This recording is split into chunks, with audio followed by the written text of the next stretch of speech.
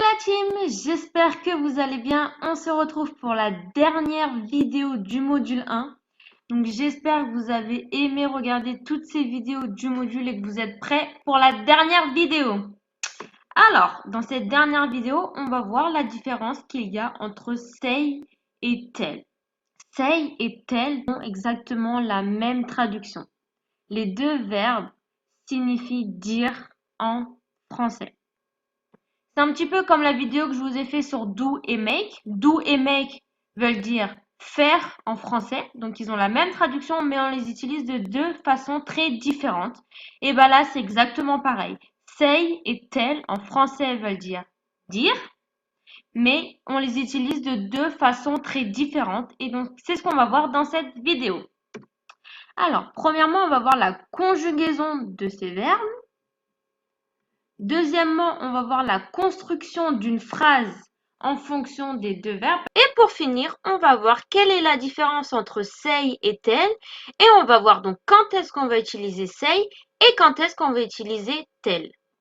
Premièrement, on va voir la conjugaison du verbe tell. Donc là, je vous ai fait un petit tableau avec le présent, la négation et le passé simple.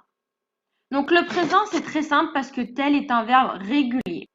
Donc, on reprend ce qu'on a appris dans la première vidéo du module 1 et on l'applique. On laisse le verbe tel quel à toutes les personnes, sauf à la troisième personne du singulier où on rajoute un S à la fin. Donc, ça fait I tell, you tell, he, she, it tells, we tell, they tell.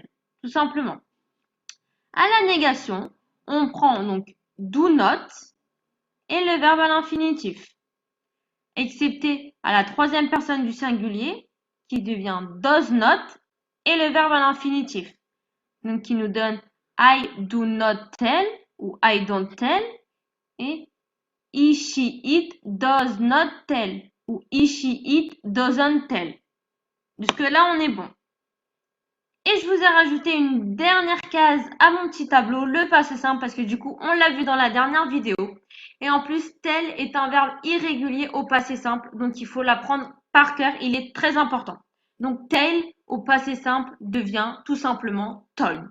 Ensuite, pour le verbe say, donc c'est exactement pareil que pour le verbe tell. Au présent, il est régulier, donc on le laisse tel quel à toutes les personnes, sauf à la troisième personne du singulier où on rajoute un S. Pour la négation, donc c'est do not say, ou alors does not say à la troisième personne du singulier. Sinon, ça reste le même pour tous les sujets. Et au passé simple, donc le verbe say est également un verbe irrégulier qu'il faut apprendre par cœur. Donc say au passé simple devient said. Bon, pour la conjugaison, on est bon. Ensuite, on passe à la construction. Donc, on va voir comment on construit une phrase avec le verbe tell. Tout simplement, on prend le sujet, le verbe tell, le pronom personnel sujet et l'infinitif. Donc là, j'ai pris le sujet I, le verbe tell, un pronom personnel sujet, donc là, j'ai utilisé you, donc tu, et le verbe à l'infinitif to go. I tell you to go. Je te dis d'y aller. Voilà la construction pour tell. Ensuite, on va voir la construction pour say. Donc, on prend le sujet, le verbe say et l'infinitif de la phrase. Donc, là, le sujet, j'ai pris I. Ensuite, le verbe say et le verbe à l'infinitif it. I say it. Et pour finir, quelle est la différence entre say et tell? Premièrement, tell est généralement suivi d'un pronom personnel sujet.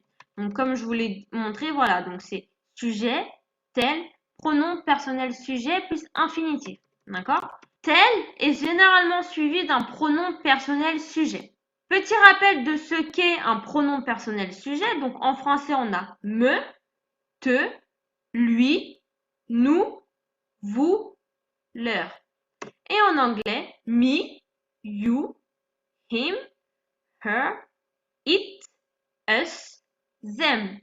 Voilà. Donc, si je me rappelle bien, je crois que c'est dans la deuxième vidéo du module 1 que je vous ai fait la vidéo sur les pronoms personnels sujets. Si vous ne vous en rappeliez plus, n'hésitez pas à aller la revoir. Elle est toujours disponible et à refaire les exercices. Et si vous avez envie d'avoir d'autres exercices pour vous entraîner, n'hésitez pas à m'envoyer un petit message et je vous créerai d'autres petits exercices pour vous entraîner. Donc voilà pour les pronoms personnels sujets. Ensuite, on utilise tel quand on parle à quelqu'un de spécifique. On sait à qui on s'adresse. Par exemple, they tell us to watch TV. Ils nous disent de regarder la télé. Donc, ils disent à qui? Ils le disent à nous. On sait à qui ils s'adressent. Ils s'adressent à nous. D'accord?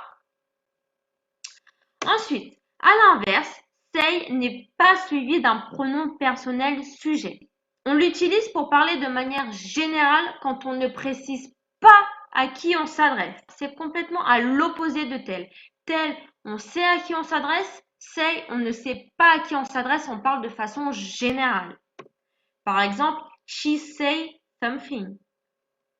Elle dit quelque chose. Voilà, donc là, on ne sait pas à qui elle s'adresse. Elle dit quelque chose de manière générale, mais on ne sait pas à qui elle s'adresse. On ne sait pas si elle dit quelque chose à sa copine, on ne sait pas si elle dit quelque chose à sa mère. Voilà, on ne sait pas à qui elle s'adresse. Elle parle de manière générale. Voilà ce qu'est la différence entre say et tell. Ce que vous devez retenir, c'est que tell, on parle à quelqu'un de spécifique, donc on utilise un pronom personnel sujet pour parler. Et say, on parle de manière générale, on ne s'adresse pas à une personne spécifiquement. D'accord? Donc on n'utilise pas de pronom personnel sujet. Voilà. Maintenant, on va voir la construction d'une phrase au passé simple. Donc avec le verbe say, donc vous vous rappelez, say au passé simple c'est said. He said that he was hungry. Il a dit qu'il avait faim. Donc voilà, donc là, il parle de manière générale, il a dit qu'il avait faim. Il n'a pas précisé à quelqu'un qu'il avait faim, voilà, il a juste dit qu'il avait faim. Donc on a utilisé le verbe say. Ensuite pour tell, donc vous vous rappelez tell au passé simple c'est told. Lucy told us to leave her house. Lucie nous a dit de quitter sa maison. Donc Lucie nous a dit à nous de quitter sa maison. Donc là, on sait à qui elle a parlé. Elle nous a parlé à nous. Donc on utilise tell. Et voilà, donc cette petite vidéo pour vous expliquer la différence entre say et tell est finie. Je vous laisse faire l'exercice et ensuite vous corrigez tout seul.